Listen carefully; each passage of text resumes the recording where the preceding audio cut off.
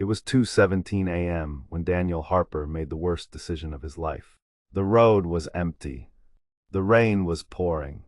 And the message on his phone said just 3 words. Don't pick her. But he did. And that choice destroyed everything. Daniel Harper was the kind of man nobody noticed. 34 years old. Divorced. Financial analyst in downtown Chicago. Quiet, responsible, predictable. The kind of guy who followed rules. The kind of guy who never took risks. Until that night. It started like any other Thursday. Daniel stayed late at work finishing quarterly reports. His boss, Mr. Whitman, was pressuring everyone. Layoffs were coming, numbers had to look perfect. Daniel was exhausted. At 11:45 p.m., he finally shut down his computer and headed to the parking garage. He didn't know someone was already watching him. The rain hit his windshield as he drove home. The city lights blurred into yellow streaks. Then his phone buzzed. Unknown number. He ignored it.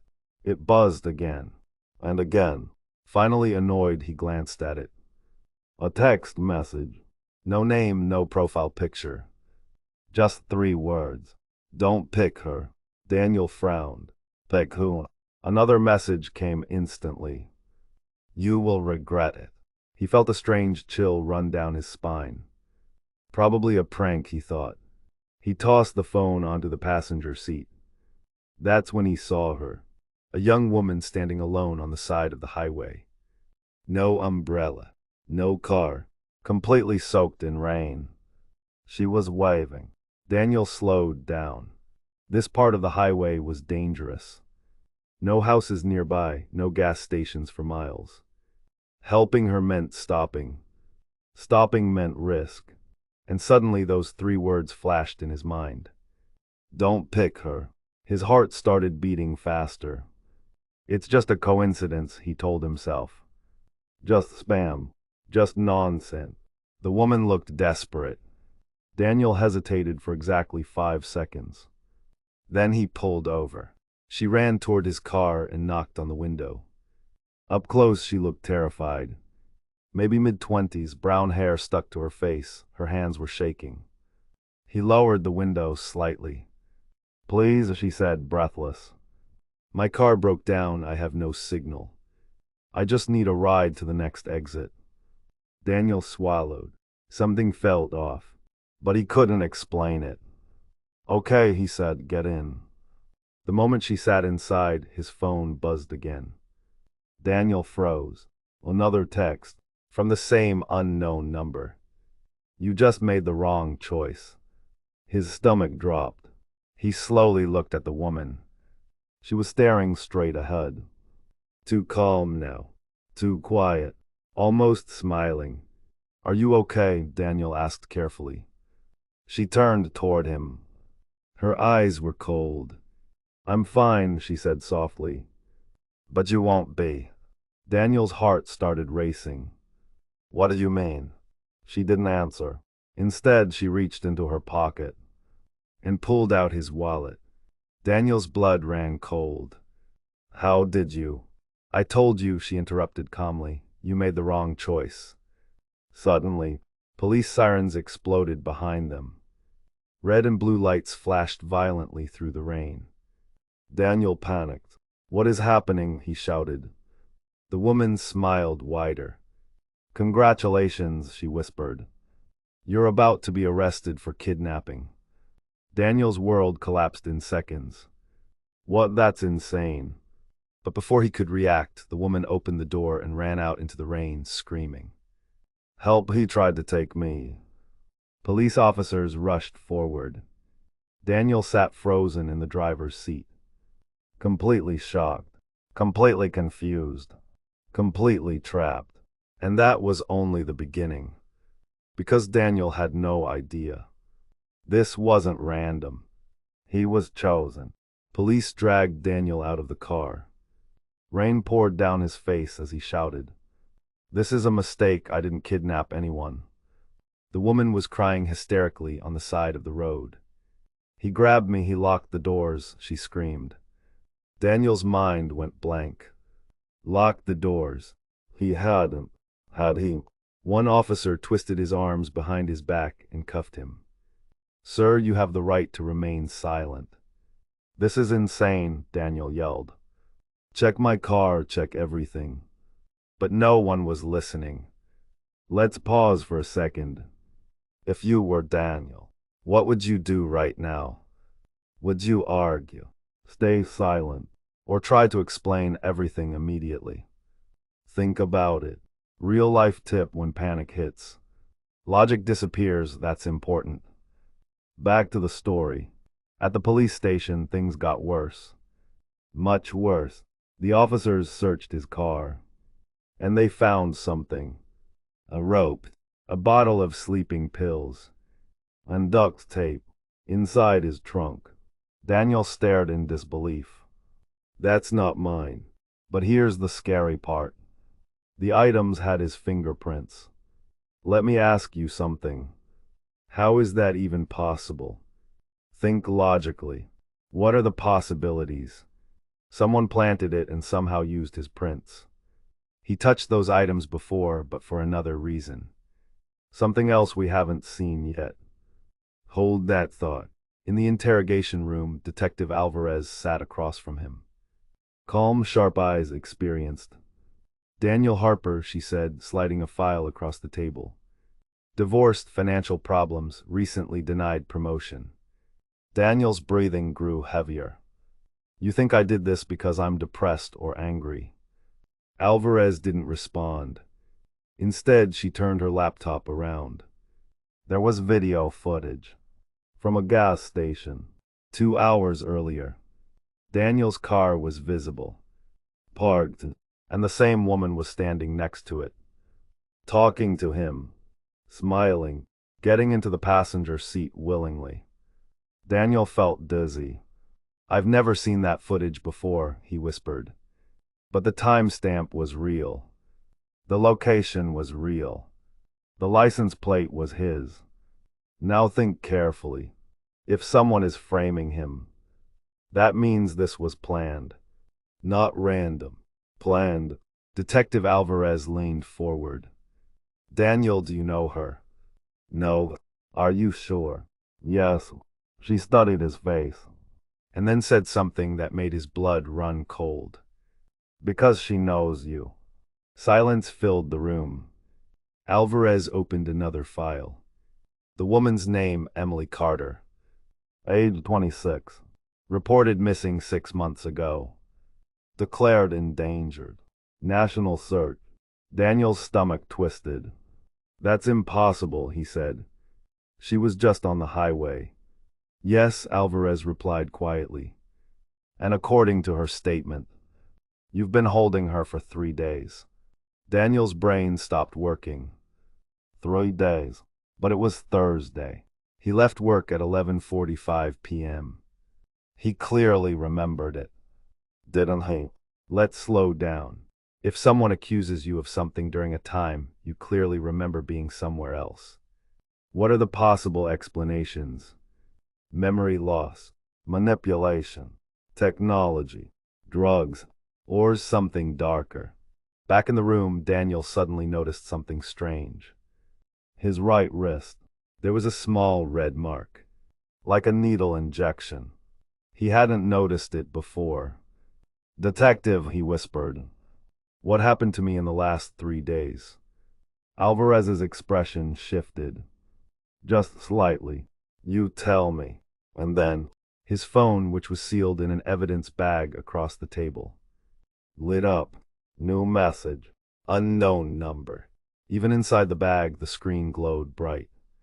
Detective Alvarez looked at it. Then at Daniel. Slowly, she opened the bag.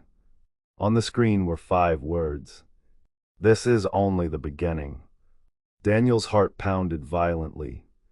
Because this wasn't just about a wrong choice anymore. This was about someone controlling his reality. And they were watching. Right now, Daniel couldn't sleep. The interrogation room lights were still on. Detective Alvarez had stepped out after the message appeared. But before leaving, she said something strange.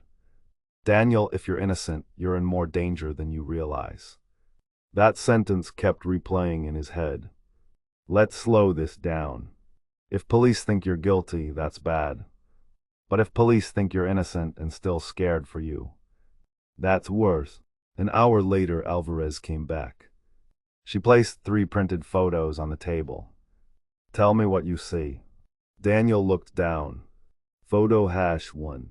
A warehouse abandoned south side of Chicago. Photo hash 2. Inside that warehouse, a chair bolted to the floor. Photo hash 3. Him, standing next to that chair, looking directly at the camera. Daniel's breath stopped. That's not possible. But it was him. Same jacket. Same watch. Same face. Only one difference. His expression. It was empty. Emotionless. Like he wasn't really there. Let me ask you something.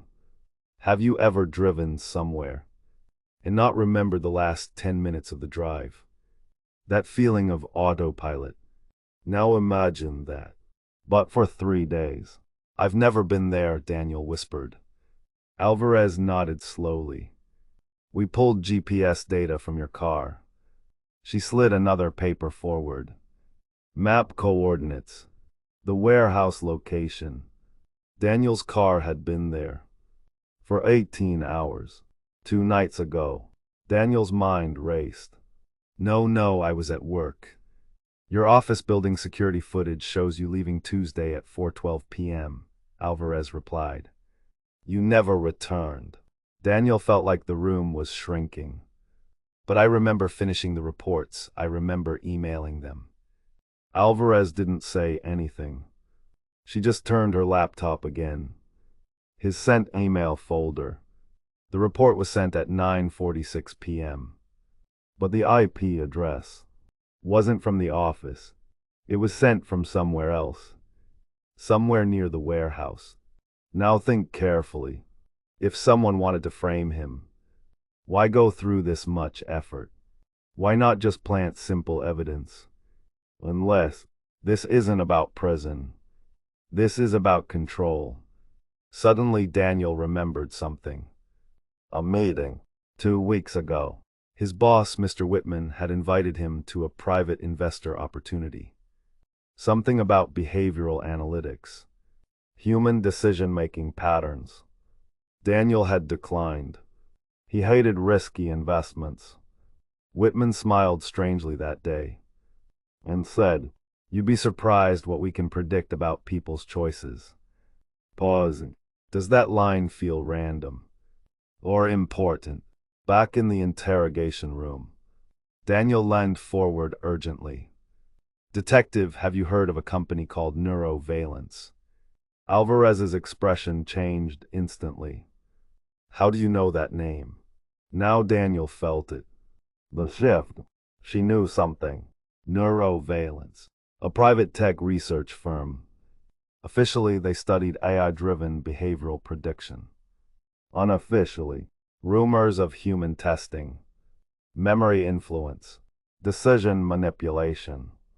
Nothing proven. Nothing illegal on paper. Alvarez lowered her voice. Daniel, Emily Carter worked there. Silent. She was a data analyst. 6 months ago, she filed an internal complaint. What kind of complaint? Daniel asked. Alvarez hesitated. Unauthorized human trials. Daniel's heart slammed against his ribs. What kind of trials? Choice override experiments. Let's break that down. Choice override. If you can predict someone's decision, you can influence it. If you can influence it enough, you can control it. Daniel's breathing became uneven. You think they made me pick her? Alvarez didn't answer directly. Instead, she said, the injection mark on your wrist. Lab results show a synthetic memory suppressant. Daniel's blood ran cold. You're saying I didn't just make the wrong choice. Alvarez's eyes locked onto his. I'm saying maybe it wasn't your choice at all. And then, the lights in the interrogation room flickered. Once, twice, then went out. Emergency red lights activated. Alarm system triggered. A voice echoed faintly through the hallway speakers. Calm, distorted, familiar. Daniel Harper. Thank you for participating. Daniel froze. He recognized that voice. It was Mr. Whitman. The red emergency lights painted the hallway in blood color. Officers were shouting outside. Computers shutting down. Security systems glitching. And that voice, Daniel Harper, thank you for participating. It echoed again. Calm, confident, controlled. Daniel's pulse exploded. That's him, he whispered. Whitman. Detective Alvarez grabbed her radio. No signal. Dead. This isn't a citywide outage, she said quietly. This is internal. Pausing. If a tech company can manipulate decisions, and the police station systems go down the moment their name is mentioned, what does that suggest? Think big. Emergency lights flickered again. Then screens inside the station turned on by themselves. Every monitor, every hallway display, all showing the same thing. Daniel's face. Live camera feed. Even though he was sitting in the interrogation room. Impossible, Daniel whispered. Alvarez looked around. They're inside the system. Then the screen changed. A video started playing. Warehouse footage. Daniel sitting in that bolted chair. Strapped in, eyes open, unmoving. A digital headset on his temples. Electrodes, monitoring brain activity. Daniel felt like vomiting. That's not real. But it was. Timestamp 48 hours ago. Whitman's voice narrated calmly.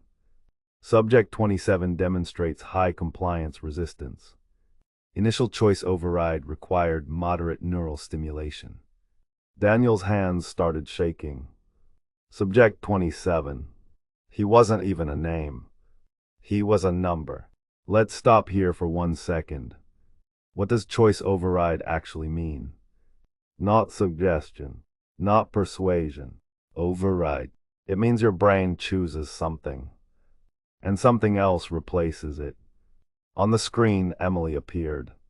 She walked into the warehouse calmly. Not scared, not kidnapped.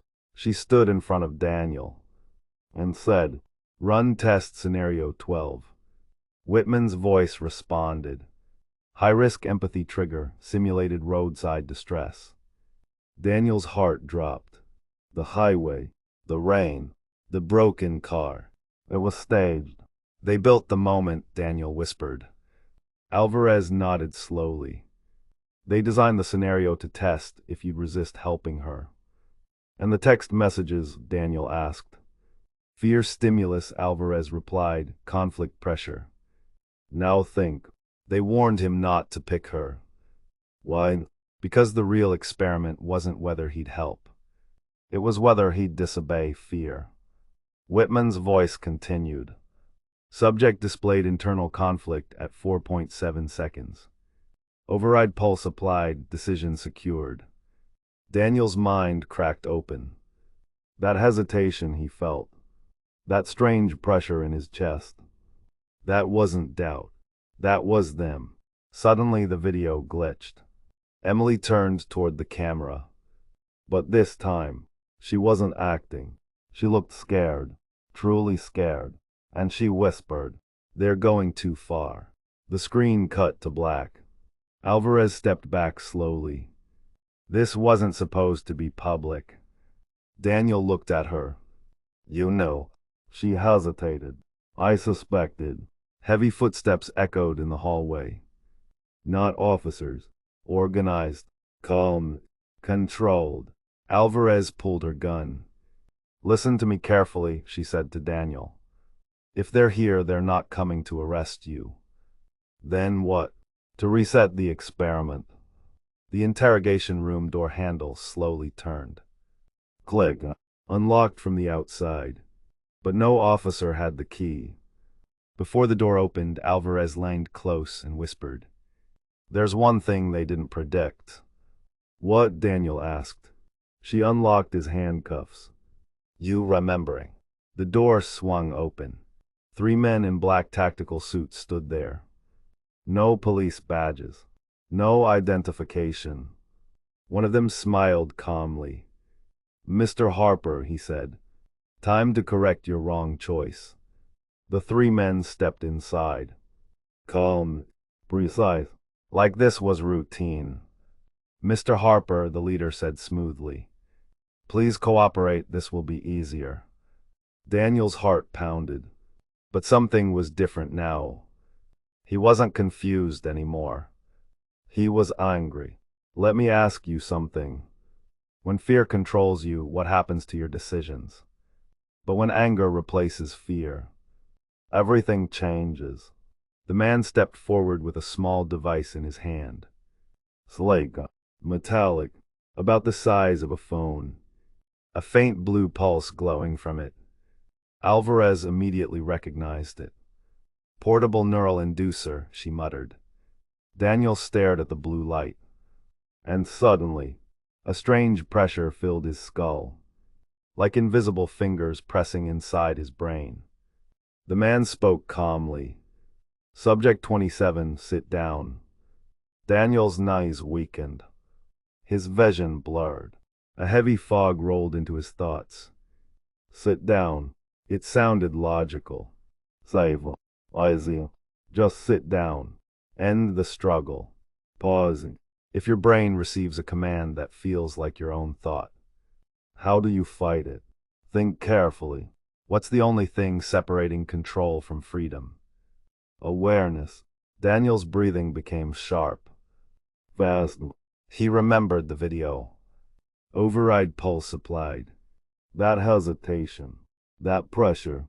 This feeling. It wasn't him. It was external. He whispered to himself.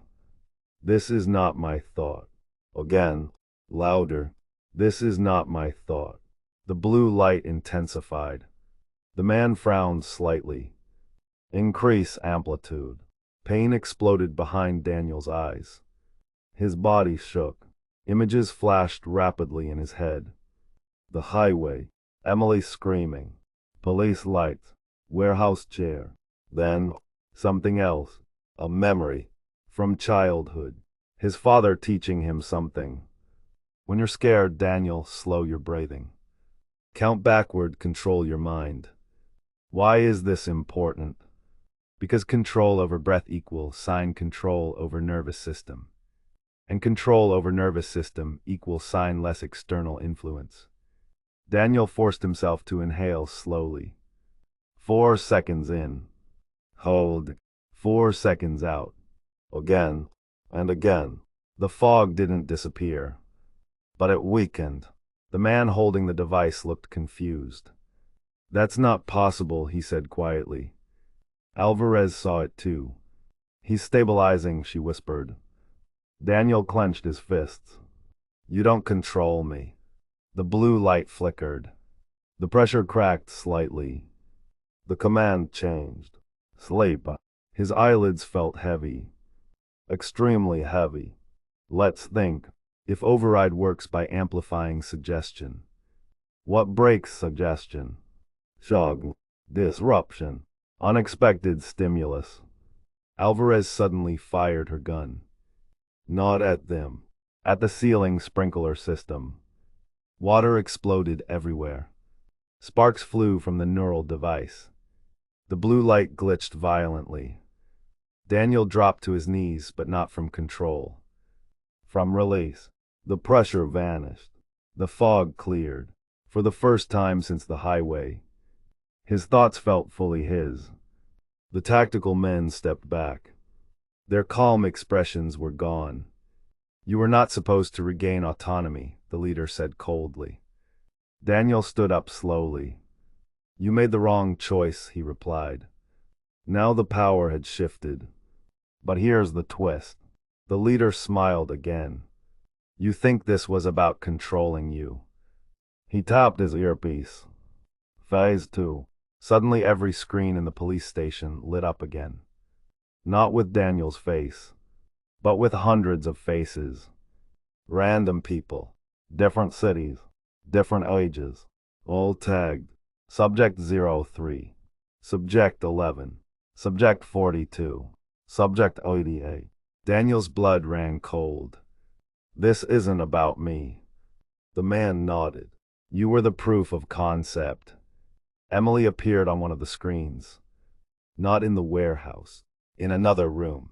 Strapped to a chair. Awake. Terrified. Daniel, she whispered through the monitor. They're scaling it. Scaling. That means expanding. Nationwide. Maybe global.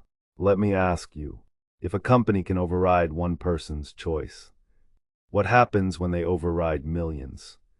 Elections, markets, crime, wars. Alvarez grabbed Daniel's arm. If we shut down the central server, the system collapses. Where? Daniel asked. She looked at the tactical team, then back at Daniel. Neurovalence headquarters. The lighter raised his weapon. You won't make it out. Daniel looked him directly in the eyes. For the first time tonight, that choice is mine. Gunshots, alarms, chaos, and Daniel running. Not as Subject 27, but as someone who just learned the most terrifying truth. The worst wrong choice is believing you never had one. Neurovalence headquarters stood like a glass monument to progress. Silent, polished, untouchable.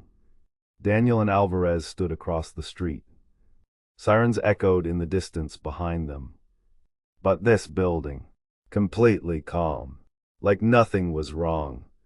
Central server is underground, Alvarez said. Biometric access only. Daniel looked up at the building. This all started because I picked her. Alvarez shook her head slowly. No, it started because you resisted. Inside, everything was too clean. White walls, soft light, no panic, no alarms. They were expected. As they reached the lower level, the elevator doors opened by themselves. Whitman was waiting, alone, calm as ever. I knew you'd come, he said. Let's pause. Why would he not run? Because people who believe they control everything don't fear confrontation. Whitman gestured to a massive circular room behind him. In the center, a glass chamber. Inside it, a quantum neural core. Pulsing blue light. The same blue light, but stronger, connected to thousands of live neural streams. Choice, Whitman said softly, is the biggest weakness of humanity. He walked slowly. People choose fear, violence, corruption, self-destruction. He looked at Daniel. We remove that chaos. You remove freedom, Daniel replied. Whitman smiled. Freedom is overrated. Emily's image appeared on a nearby screen. Still restrained. Daniel, she whispered, he needs a live neural key. Alvarez looked confused. What? Whitman answered calmly. The system requires one active resistant brain to stabilize mass override waves. Daniel felt it, the truth clicking into place. You don't want to erase me, he said quietly. You need me. Whitman nodded. Your resistance makes the signal stronger. You are the anchor. Now think carefully. If the system depends on him, what happens if he removes himself? Whitman stepped closer. You always believed you were insignificant, Daniel. But tonight, you're the most important mind in America. Daniel laughed softly. You made one mistake. Whitman tilted his head. What's that? You assumed I'd choose survival. Suddenly Daniel ran. Not toward the exit. Toward the glass chamber. Alvarez shouted.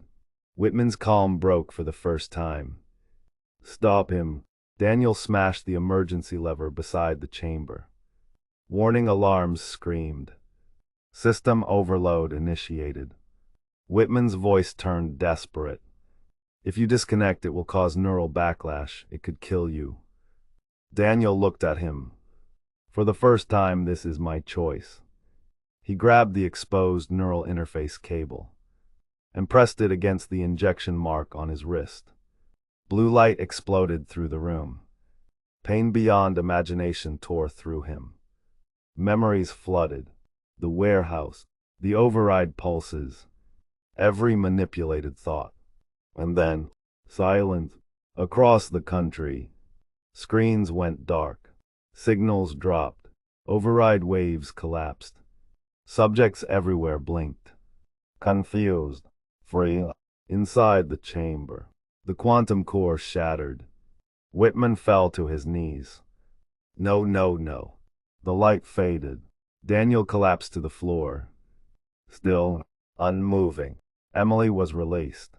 Alvarez rushed to Daniel's side. Stay with me, she shouted. But Daniel wasn't breathing. Let me ask you something. If you save millions, but lose yourself, was it the wrong choice? Or the only one? 3 months later, congressional investigations exploded across the nation. Neurovalence executives arrested. Classified files exposed. Public outrage everywhere. The phrase choice override became illegal overnight. Emily stood outside a quiet grave in Chicago. Simple stone. It read, Daniel Harper. He chose for himself. Alvarez stood beside her. He could have walked away, she said quietly.